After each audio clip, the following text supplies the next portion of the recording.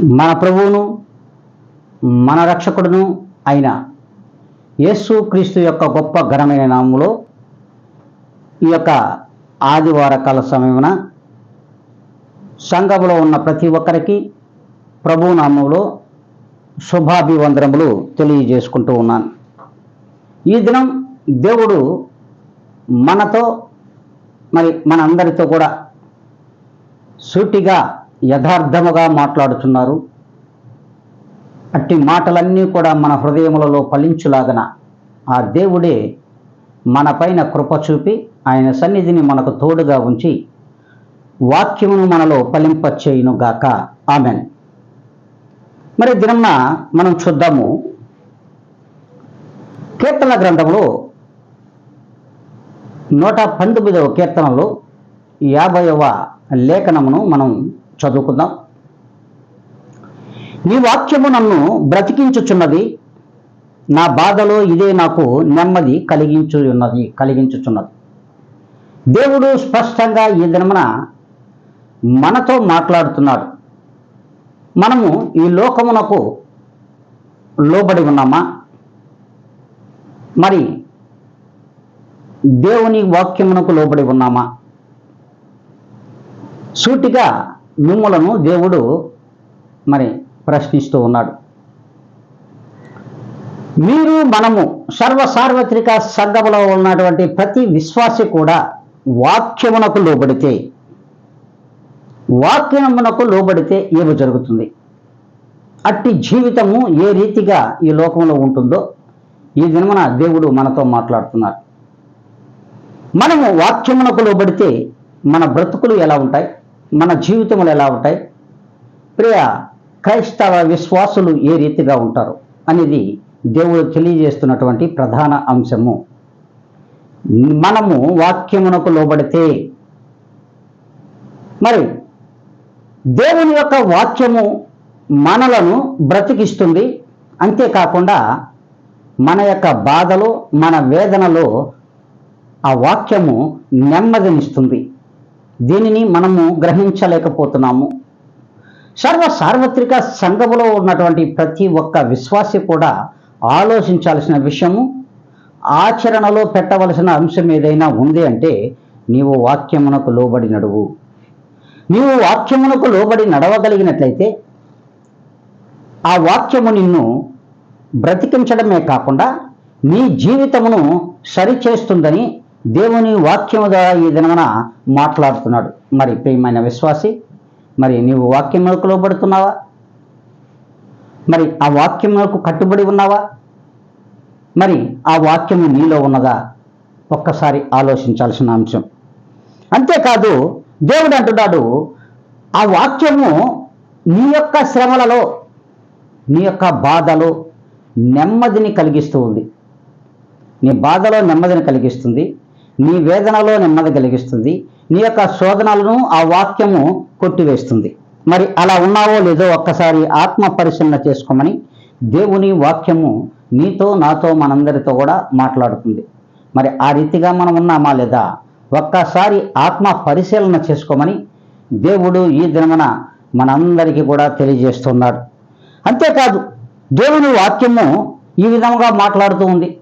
అదే 119వ అధ్యాయంలో మరి 67వ లేఖనాన్ని ఒకసారి చూసినట్లయితే, శ్రమ కలుగునప్పుడు నేను త్రోవ విడిచితిని, ఇప్పుడు నీ వాక్యమును అనుసరించి నడుచుకొనుచున్నాను. దేవుడు స్పష్టంగా ఈ దినమున మనతో మాట్లాడుతున్నాడు. మన శ్రమలో, మన యొక్క వేదనలో మరి మనలను వాక్యము తన యొక్క మార్గంలోనికి మనల్ని నడిపిస్తుంది.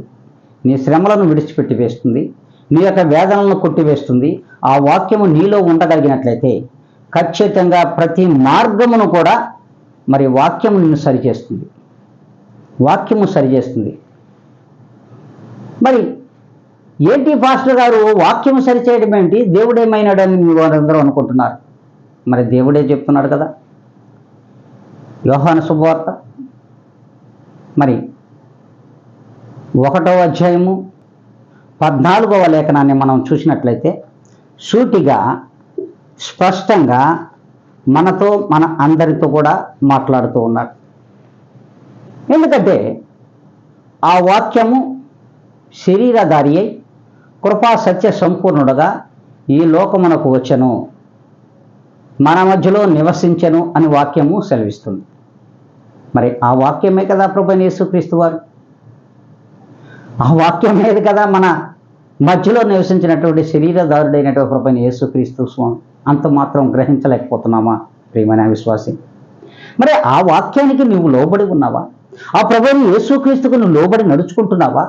నడుచుకున్నటువంటి నీ జీవితము నీ నడవడికినే మార్చేస్తుంది. ఆ వాక్యం నీ నడవడికినే ఆ వాక్యము మార్చేస్తుంది. నీ యొక్క పాత రోత జీవితానికి పాతర వేసి నూతనమైనటు జీవితానికి నడిపించడానికి ఆ వాక్యము ఆధారమై ఉన్నదని మనము గ్రహించలేకపోతున్నాం. సార్వత్రిక సంఘములలో ఉన్నటువంటి ప్రతి విశ్వాసి కూడా దీనిని గ్రహించలేక, దేవునికి లోబడలేక, వాక్యమును నీలో ఉంచుకోలేక, ఆ వాక్యమునకు లోబడలేక మరి అడ్డదారులలో బ్రతికేస్తున్నటువంటి విశ్వాసులు లేకపోలేదు. అంతేకాదు, అడ్డదారులలో ప్రభు యొక్క స్వాతంత్ర్యమును వీడి మరి వ్యక్తిగత ఆశల కోసం ఆరాటపడుతూ లోకం వెంబడి పరుగెడుతున్నటువంటి విశ్వాసులు లేకపోలేదు, సంఘ కాపురులు లేకపోలేదు, అంతేకాకుండా సేవకులు కూడా లేకపోలేదు. దేవుని వాక్యము ద్వారా ఈ దినమున మనతో మాట్లాడుతున్నటువంటి మాటలు మనము గ్రహించలేక వాటిని విడిచిపెట్టేసి లోకములో బ్రతుకుచున్నామనేది మనము గ్రహించలేకపోతున్నాం. దీనిని మనము గ్రహించగలిగినట్లయితే మరి స్పష్టంగా తెలియజేస్తున్నటువంటి మాట కీర్తన గ్రంథంలో 32వ కీర్తన 7వ లేఖనముతో మనతో దేవుడు మాట్లాడుతున్నాడు. 7వ లేఖనము ద్వారా మనతో దేవుడే మాట్లాడుతున్నాడు.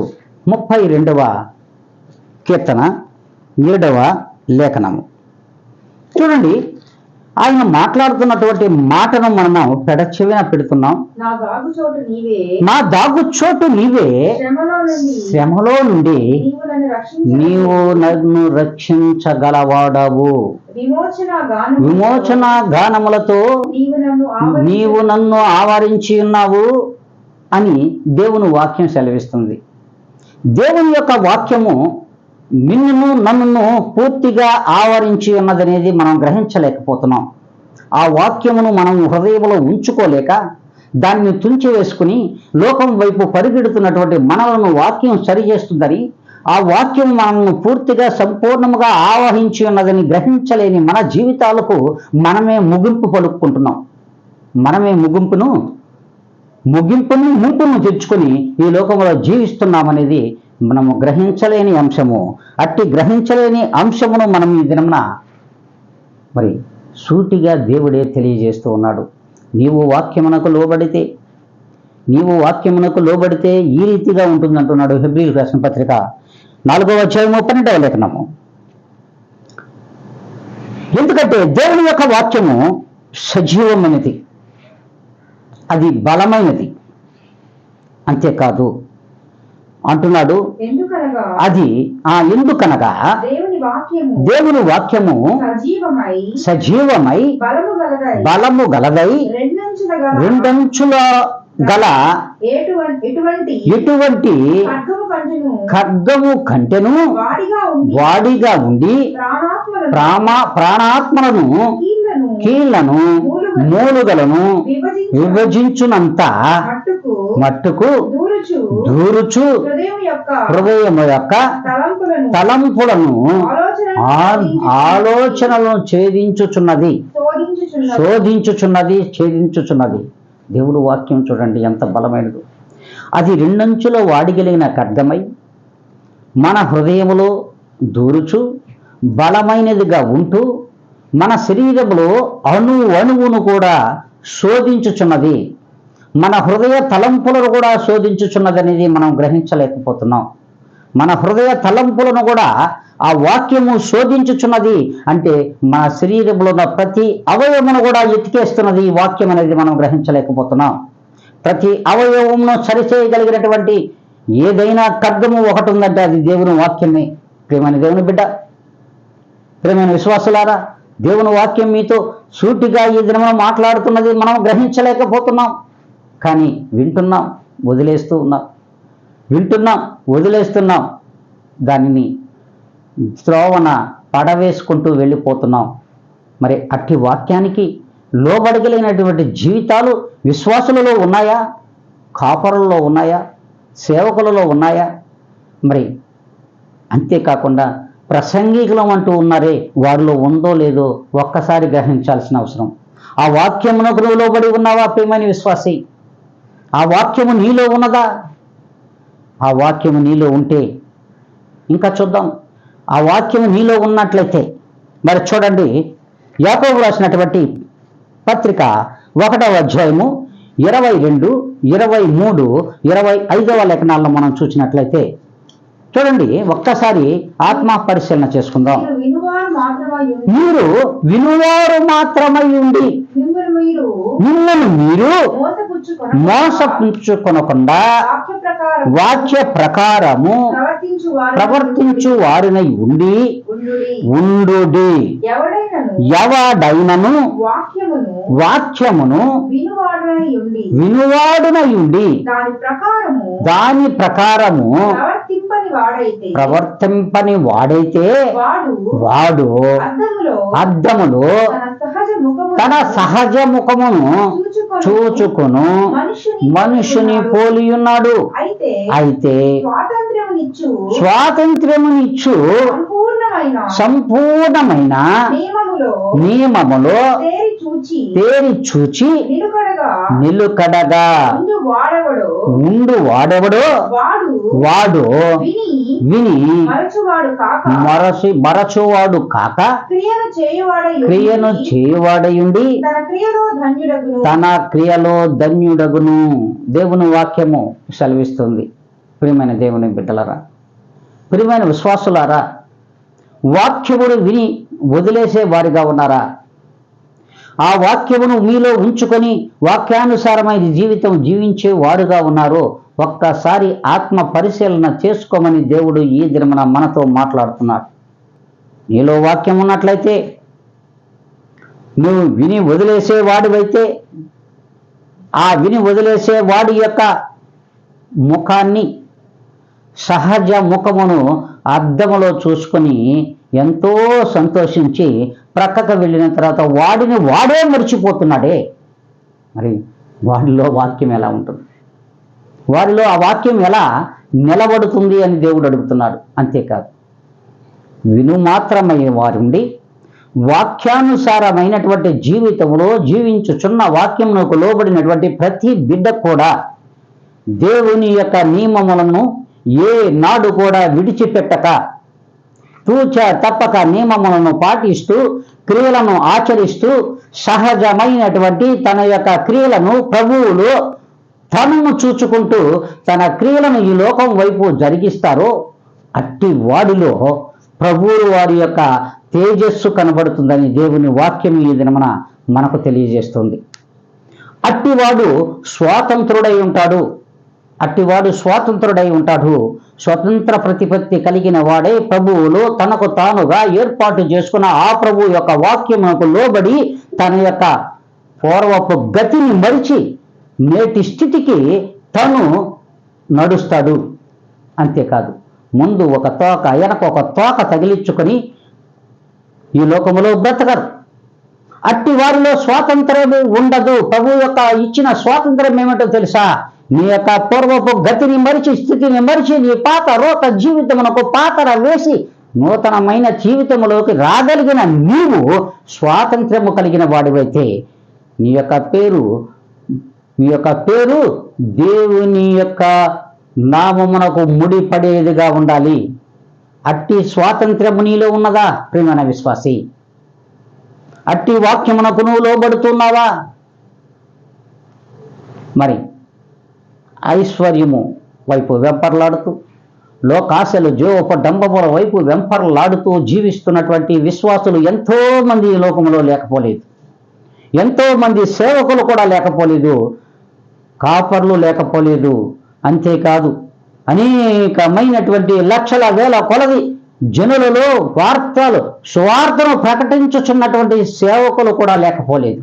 వారి గతిని మరలా పూర్వపు స్థితికి మార్చుకొని జీవపు డంబములో తిరుగుతూ వాళ్ళు ప్రభువుల నుంచి యూటర్న్ తీసుకొని మరలా పాత రోత జీవితాలకి మార్పు చెందుతున్నారే. మరి వారిలో వాక్యం ఉన్నదా? వారు వాక్యమునకు లోబడి ఉన్నారా? ప్రియమైన విశ్వాసి, వాక్యమునకు లోబడినట్లయితే ఆ విశ్వాసులకు మాదిరిగా నువ్వు ఉన్నావో లేదో సరి చేసుకో. నీవే సరిలేనప్పుడు విశ్వాసులు సరిగా ఉండాలి అని నువ్వు ప్రశ్నించడము వారిని తప్పు అని దేవుడు అంటున్నాడు. నీవు సరిలేని సేవకుడవైతే, నీవు సరిగలిగినటువంటి సేవకుడవైతే, నువ్వు వాక్యమునకు కట్టుబడితే విశ్వాసులను ప్రశ్నించే అధికారము కూడా నీకుంటుంది. అధికారము లేని బానిసత్వంలో బ్రతుకుచున్న విశ్వాసులారా, ఇంకా బానిసత్వంలో జీవించుచున్న విశ్వాసులారా, మీలో వాక్యము లేనట్లయితే మీలో స్వాతంత్ర్యము లేదు అని దేవుడు ఈ దినమున స్పష్టంగా తెలియజేస్తున్నాడు. నీలో వాక్యం ఉంటే, నీవు వాక్యమునకు సరిజోడి అయితే, మరి ఈ దినమునైనా సరే వాక్యమును ఎత్తుకో, వాక్యమును హత్తుకో. ఆ వాక్యమైన ప్రభువైన యేసు క్రీస్తులో నువ్వు జీవించగలిగిన నీవు వాక్యమునకు లోబడి ఉంటావని దేవుని వాక్యమే ఈ దినమున మనతో మాట్లాడుచున్నదని దేవుడు తెలియజేస్తున్నాడు. అంతేకాదు, చూడండి 1వ యోహాను రాసినటువంటి మొదటి పత్రిక మరి 2వ అధ్యాయం 25వ లేఖనములో ఒక మాట స్పష్టంగా తెలియజేస్తున్నాడు. స్పష్టంగా చూడండి, యోహాను రాసినటువంటి మొదటి పత్రిక 2వ అధ్యాయం 25వ లేఖనం. నిత్య జీవము అనుగ్రహించునదియే ఆయన తానే మనకు చేసినటువంటి వాగ్దానము. హల్లెలూయా. ప్రభువైన యేసు క్రీస్తు యొక్క గొప్ప ప్రమాణం ఏమిటో తెలుసా? ఆ నిత్య జీవమునకు నన్ను వారసులుగా ఎంచుకోవడమే. అది ఆయన చేసినటువంటి వాగ్దానం. తప్పిపోయినటువంటి లోకంలో ఉన్నటువంటి అనేక మంది జనాంగము ఈ లోకంలో ఉంటుండగా తప్పిపోయిన జనులను మరి ఆయన యొక్క రక్తముతో కడిగి ఆయన వాక్యమును వారి హృదయములలో ఉంచి, ఆ 2 అంచుల వాడగలిగిన ఆ ఖడ్గమనే వాక్యాన్ని వారి హృదయములలో ఉంచి, ఆ హృదయంలో ఉంచబడినటువంటి నిలువ కాబడినటువంటి ఆ వాక్యము చేత ఆ వారిని నింపి, ఆ వాక్యమునకు లోబడే జనాంగముగా వారిని తీర్చిదిద్ది అట్టి వాగ్దానము చేత నిత్య జీవనకు వారసులుగా వారిని ఎన్నుకోవడానికి ఆయన చేసిన వాగ్దానం అండి. ఆ వాగ్దానానికి మనం లోబడి ఉన్నామా? మనలో ఒక వాగ్దానం ఉందా? ప్రభువులతో ఏ మాత్రమైన ఒక వాగ్దానాన్ని నువ్వు చేసుకోగలుగుతున్నామా? అట్టి ప్రమాణము నీకు నాకు ఉందా? ప్రియమైన విశ్వాసులారా, సేవకులారా, సంఘ కాపురులారా, ఒక్కసారి ఆలోచించండి. మనమును ప్రభువైన యేసుక్రీస్తు యొక్క వాక్యమునకు మేము లోబడుతున్నాము, లోబడి జీవించాలనే వాగ్దానము ప్రభువుతో నువ్వు చేసుకోగలిగినట్లయితే, నువ్వు ప్రభువుతో ఆ వాగ్దానము నువ్వు చేసుకోగలిగినట్లయితే ఖచ్చితంగా నిత్య జీవమునకు ఆ వాక్యమే నిన్ను నడిపిస్తుంది. ఆ వాక్యమే నిన్ను నడిపిస్తుంది. శ్రమల నుండి విడుదల చేస్తుంది. బాధల నుండి, వేదనల నుండి, శోధనల నుండి మరి అన్ని మార్గములను సరిచేస్తూ దేవుని యొక్క వాక్యము నీ పాదములకు దీపమై నీ త్రోవకు వెలుగై నడిపించుచుండగా, నీ పాదములకు దీపమై నీ త్రోవకు వెలుగై నడిపిస్తున్నటువంటి వాక్యము నీలో లేదే? ఆ వాక్యము నీలో ఉంటే నిన్ను సరిచేస్తుంది, నీ నడకను సరిచేస్తుంది, నీ పడకను సరిచేస్తుంది, నీ క్రియలను సరిచేస్తుంది, నీ మార్గములన్నిటిని కూడా ఆ వాక్యము సరిచేసి వెలుగులోనికి నడిపిస్తుందని వాక్యం సరిచేస్తుంది ఈ దినమున. మరి ఆ వాక్యమునకు లోబడుతున్నావా ప్రియమైన విశ్వాసి? నీ మార్గములకు, నీ యొక్క పాదములకు దీపమై ఉన్నదే ఆయన వాక్యం. చూడండి, దేవుని యొక్క వాక్యము ప్రభువైన యేసుక్రీస్తు వారు నీ పాదములకు దీపమై నీ త్రోవకు వెలుగై నడిపిస్తున్నాడు. ఎంత మాత్రమును చీకట లేదు ఆయనలో, ఎంత మాత్రమును చీకట లేదు, ఎంత మాత్రమును చీకట లేదు. దేవుని వాక్యమే మనతో మాట్లాడుతున్నది ఏదన్నా. మరి యోహాను రాసినటువంటి మొదటి పత్రిక 5వ లేఖనాన్ని మనం చూడగలిగినట్లయితే చూడండి, ఒక్కసారి దేవుడు ఏం చెప్తున్నాడు? దేవుడు వెలుగై ఉన్నాడు, ఆయన యందు చీకటి ఎంత మాత్రమును లేదే. మరి నీలో ఎందుకు వచ్చింది ఈ చీకటి? ఎందుకు దాపురించిందని దేవుడు అడుగుతున్నాడు. ఆయన వాక్యం వెలుగై ఉన్నది, ఆయన వాక్యం వెలుగై ఉన్నది. ఆయన యందు ఎంత మాత్రమునో చీకటి లేదు. మరలే ప్రియమైన విశ్వాసి, మరలే ఈ నీలో ఎందుకు చీకటి? నీలో ఎందుకు చీకటి ఉన్నదో ఈ దినమున? నువ్వు వాక్యము నీలో ఉన్నట్లయితే, వాక్యమునకు నీ కట్టుబడితే ఖచ్చితంగా నీకు చీకటి లేదు. నీ జీవితంలో చీకటి లేదు, బ్రతుకులో చీకటే లేదు. నిత్య వెలుగుతో జీవిస్తావు. నిత్య జీవానికి నీకు దారులు తెరుస్తున్నాడు దేవుడు. ఆ వాక్యము దారులు తెరుస్తుంది ఈ దినమున. అట్టి వాక్యమునకు నువ్వు లోబడి ఉన్నావా ప్రియమైన విశ్వాసి? అట్టి వాక్యమునకు లోబడి ఉన్నావా? అంతేకాదు, దేవుని వాక్యం ఒకటి మాట చెప్తుంది చివరిగా చూడండి. మరి కీర్తనల గ్రంథంలో నుంచి మరి 47వ కీర్తన 7వ లేఖనాన్ని ఒకసారి చూద్దాం. దేవుడు సర్వభూమికి రాజై ఉన్నాడు. దేవుడు సర్వభూమికి రాజై ఉన్నాడు. రాజులకు రాజు నా యేసయ్యా, ప్రభువుల ప్రభువు నా యేసయ్యా. రాజులకు రాజు నా యేసయ్యా, ప్రభువుల ప్రభువు నా యేసయ్యా. మా హృదయాలనే నా యేసయ్యా, మా హృదయాలనే నా యేసయ్యా. రాజులకు రాజు నా యేసయ్యా, ప్రభువుల ప్రభువు నా యేసయ్యా. దేవుని వాక్యం సెలవిస్తుంది చూడండి. ప్రభుని యేసుక్రీస్తు వారు దేవుడు, ప్రభువు అనగా దేవుడు అంటున్నాడు. దేవుడు అనగా ప్రభుని యేసుక్రీస్తు అంటున్నాడు. యేసుక్రీస్తు అనగా వాక్యము అంటున్నాడు. చూడండి, ఎంత మర్మమును దేవుడు ఈ పరిశుద్ధ గ్రంథములలో దాచిపెట్టిన ఆ ధననిధిని నీకును మనకును పంచడానికి వచ్చినటువంటి ప్రభుని యేసుక్రీస్తును మర్చిపోతున్నామే ప్రియమైన విశ్వాసులారా. ప్రియమైన క్రైస్తవ సమాజమా, సార్వత్రిక సంఘములలో ఉన్నటువంటి విశ్వాసులారా, సార్వత్రిక సంఘములలో ఉన్నటువంటి సేవకులారా, సంఘ కాపురులారా, ప్రసంగికులారా, ఎక్కడున్నాం మనం? వాక్యమునకు లోబడుతున్నామా? వాక్యం మనలో జీవిస్తూ ఉన్నదా? ఆ వాక్యం మనలో ఉన్నట్లయితే సర్వభూమికి రాజైనడు ప్రభుని యేసుక్రీస్తు నందు నువ్వు ఉంటావు. ఆ యేసుక్రీస్తు నందు ఉండడమే కాదు, ఆ సర్వభూమికి రాజై ఈ లోకానికి రాబోతున్నట్టు ప్రభుని యేసుక్రీస్తు రాజ్యంలో కూడా నువ్వు ఉంటావు, నేను ఉంటాను, ప్రతి విశ్వాసి ఉంటాడని వాక్యం సెలవిస్తుందమ్మా. ప్రియమైన దేవుని బిడ్డలారా, అట్టి కృప కలిగినటువంటి జీవితాలు, అట్టి ప్రేమ కలిగినటువంటి జీవితాలు, అట్టి ధన్యత కలిగినటువంటి జీవితాలను దేవాతి దేవుడు మనకు ఇవ్వడానికి సిద్ధంగా ఉన్నాడు.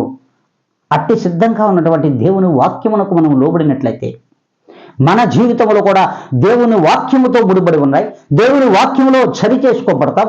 దేవుని వాక్యం మనలను, మన జీవితాలను, మన బ్రతుకులను దేవుని వాక్యం సరి చేస్తుందని దేవుడే మనతో చెప్తూ ఉన్నాడు. అట్టి కృప కలిగినటువంటి వాక్యము మనలో నిత్యము జీవించాలని, ఆ దేవునికి నిత్యము మనం లోబడి నడుచుకున్నట్లయితే నిత్య జీవమునకు మనమును, మన కుటుంబములను మరి వారసులుగా ఉంటారని, ఆ నిత్య జీవాన్ని దేవుడు దయచేస్తానని వాక్యం సెలవిస్తుంది. అంతేకాదు, చివరి వరకు నువ్వు లోబడితే, చివరి వరకు మన చివరి ఆయుష్ కాల దినము వరకు కూడా వాక్యమునకు లోబడి నువ్వు నడవగలిగితే, ఆ వాక్యమునకు లోబడితే నిత్య జీవము దేవుడు నిశ్చయముగా నీకును, మనకును, సార్వత్రిక సంఘములకును దేవుడే దయచేయునుగాక. ఆమెన్.